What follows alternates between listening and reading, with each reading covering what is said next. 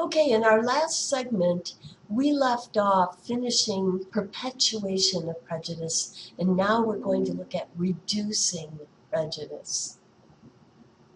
In 1954, social psychologist Gordon Allport proposed the idea that direct contact between members of rival groups could reduce prejudice. He called this the contact hypothesis. Also in 1954, Brown versus the Board of Education decided in favor of school segregation, which proved to be a great natural test of the contact hypothesis, but one that failed. It left more animosity in schools than ever. What went wrong? Remember how much easier it is to find mutually beneficial negotiations when people think of themselves as part of larger groups? Remember from negotiation in our group phenomena lecture? Sharif theorized that for contact hypothesis to work, you have to achieve a larger group identity. Sharif and his colleagues back in 1961 used two boys' summer camps. The two camps were called the Eaglers and the Rattlers, and they were in a multi-acre state park called Robbers Cave State Park. I believe it's in southeastern Oklahoma. It got its name because Jesse James and his gang of robbers allegedly used it as a hideout. These two camps were unaware of each other's existence for 2 weeks, then started playing competitive sports for prizes and trophies. Groups turned into hostile antagonists with escalating rivalry. Group flags were burned, cabins were ransacked, food fight riots occurred in the mess halls. Researchers stopped rival games and set up cleverly disguised cooperative tasks. They secretly caused the bus to break down in order to get back to food and shelter and save their mode of transportation. It had to be pushed back by all of the boys. They secretly disrupted water service to the camp, and it took all working together to restore it. In the process, the boys' animosity went away and they became friends.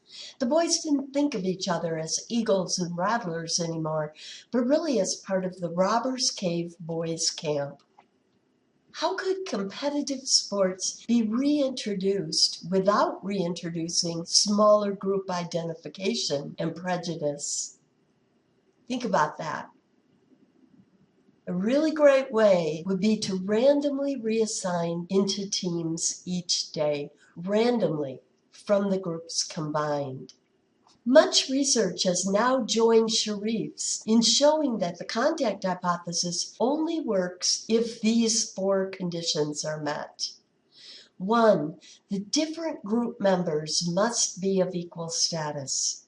2, there must be direct personal interaction. 3, they must be involved in cooperative activities.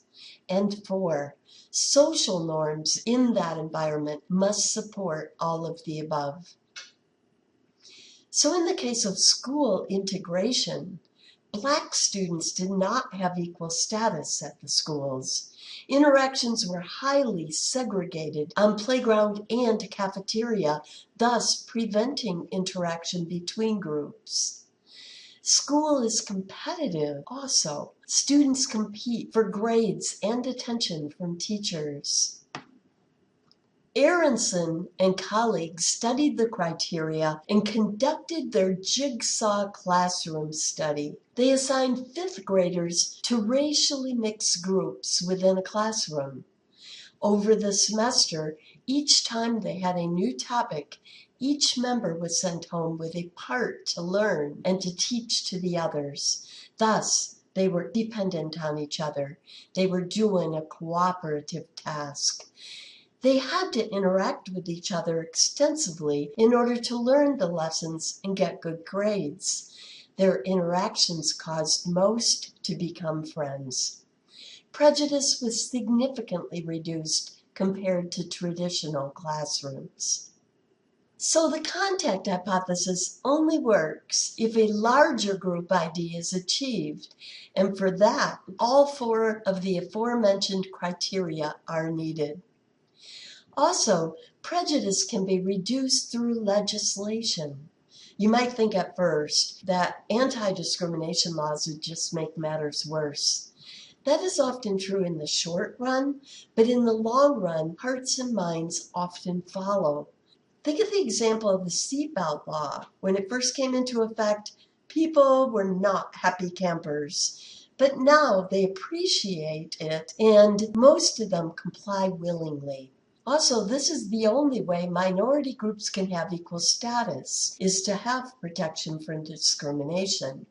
And remember, equal status is one of our criteria. More anti-discrimination laws have been put into place over the past few generations, and we are seeing a significant generational difference in prejudice. Younger generations are showing reductions in racism, sexism, and especially attitudes against GBLT, gays, bisexuals, lesbians, and transgendered. A particularly strong way to reduce prejudice is the use of humor. Not all people have the character and timing skills to pull off quality comedy, but when it is achieved, it is particularly powerful because it disarms people and allows the speaker to get their foot in the door, right? A great example of this was Harvey Milk, the first openly gay legislator in San Francisco. Here's a clip from the movie based on that story, Milk.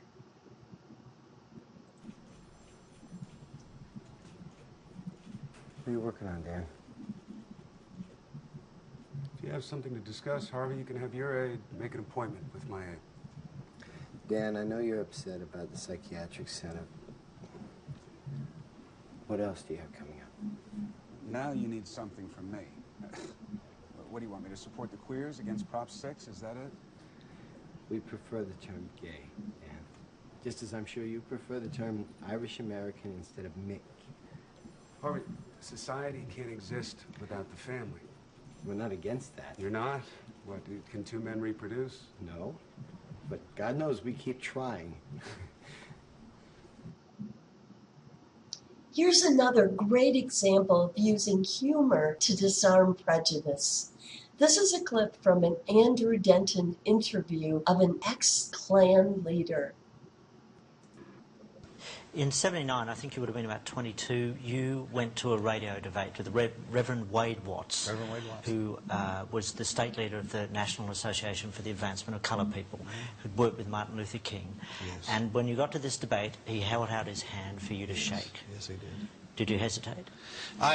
He caught me off guard. See, I'm expecting this black militant to come in with a great big afro this big and an African dashiki on with bones hanging around it and a button on that says, "I hate honkies," and "death to crackers," you know, all that stuff. And I figured he'd have on a You black... seriously thought Yeah, that? that's what I thought. And I thought he'd come in there carrying a boom box blaring out the theme from Shaft. I figured he'd flash the switchblade at me and go, "Black is beautiful, honky. I'm going to kill all you white devils," you know. And that's what I thought I was going to see. And so when the door opened up and in came Reverend Wade Watts, and he's wearing a suit and a tie, and he's carrying a Bible, and he walks up and he puts his hand out to me. He goes, "Hello there, Mr. Clare. I'm Reverend Wade Watts. I just want to tell you I love you and Jesus loves you." And I mean, I'm shocked, you know. And then he puts his hand out, and I'm shaking his hand without thinking, because this wasn't what I was expecting. Then I realized I just broke a Klan rule, and I jerked my hand back, you know. And I started looking at my hand, which he saw that, and that was meant as an insult. The Klan rule book says the physical touch of a non-white is pollution. And I thought, I just shook hands with a black person, and he sees me looking at my hand. He goes, "Don't worry, Johnny, it don't come off." And you know, I start calling him names. I go, "You no good, sorry, bleep, bleep, bleep, you mother this, you that." And he looked at me and he goes, "God bless you, Johnny." He says, you can't do enough to me to make me hate you. I'm going to love you, and I'm going to pray for you whether you like it or not." And I didn't know how to deal with that. I had never had that happen to me before. A few years later, you burnt down his church, didn't you? Set fire to his church. See, what happened was we started off going by his house, calling him names. We got no response. Threw trash all over his lawn. Got no response. We showed up with our sheets and hoods and stood out there in his yard. Said, "Get on out here, boy. We got something for you." And he comes outside and he goes, Boys, Halloween's 4 more months away. I got no trick-or-treat in here for you. Come back in October. And he goes back in the house. That's a brave man. Yeah, and I mean, I didn't know how to deal with this. And so the Klan goes, you got any more bright ideas? I said, I don't know. I said, I'll tell you what we'll do. So we burned a cross across the street from his house. He came outside and asked us if we needed hot dogs and marshmallows for our barbecue, you know. So finally, I said, I'm tired of messing with him, and we set fire to his church. And they put the fire out before the church was destroyed. And I remember I called him up, disguised my voice, and I said, hey, boy, you better be afraid. We're coming to get you, boy. You don't know who we are, but we know who you are. And he goes, hello, Johnny. And all that stuff. He goes, a man like you takes the time to call me. I'm so honored.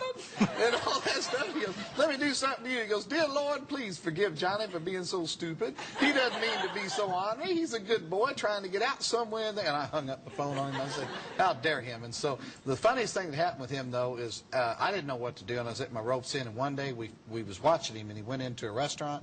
So we got a bunch of us together, and about 30 of us went in there and surrounded him, and he had this chicken there on the table at the restaurant. And I walked up and I said, hey, boy, this restaurant's for white people only. We don't want you here. I said, so I'm going to make you a promise. I said, I promise you we're going to do the same thing to you that you do to that chicken. So you think real hard before you touch that chicken. So he looked at me and looked at the Klan, then he picked up the chicken and he kissed it. And when he kissed the chicken, the whole restaurant acted just like y'all did. They all start laughing, you know, and everything. And I looked up, and even the Klan was laughing. You got to admit, that was funny. I said, every one of you outside. I'm outside, and they're doubled over laughing. I'm going, you guys are going to get suspended and lose your robe for 2 weeks. I said, I'm getting tired of this. And I'm hollering at them and yelling, and they're laughing. I heard a horn honking, and Reverend Watts is driving off going, bye, Johnny, you know, and stuff. And that's how he chose. That's how one old black, we never bothered him again. And that's how one old black man defeated the entire Ku Klux Klan. Because he used this instead of brawn. And he used this too, a very brave man. He used his heart, yeah.